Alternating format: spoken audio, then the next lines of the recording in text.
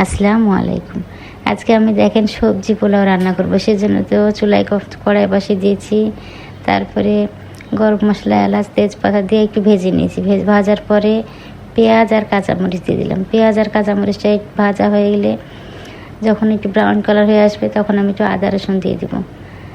আজকে আমি তো সবজি দিয়ে পোলাও রান্না করছি। এই যে আদা রসুনটা দিয়ে একটু ভেজে নিব যেন আদা রসুন গন্ধ চলে যায়। তারপর লবণ আর সামান্য একটু হলুদ দেবো, যেহেতু সবজি দিব একদম সাদা সাদা হয়ে থাকবে, সেজন্য সামান্য একটু হলুদ দিয়েছি। এই যে দেখেন মশলাগুলো সুন্দরভাবে কষিয়ে নিচ্ছি। এভাবে সবজি পোলাও খেয়ে দেখবেন, অনেক ভালো লাগে। আমি প্রায় করে দেখি দিয়ে অফিসেও রান্না করে দিই, খুব ভালো লাগে। মাংস তো থাকেই, মাংস রান্না করা আছে আর সবজি পোলাওটা করে নিচ্ছি। এই যে মটরশুঁটি, গাজর আর আলু দিয়ে ভালো করে ভেজে নিয়েছি। এবার চাল আর ডালটা দিয়ে দিলাম।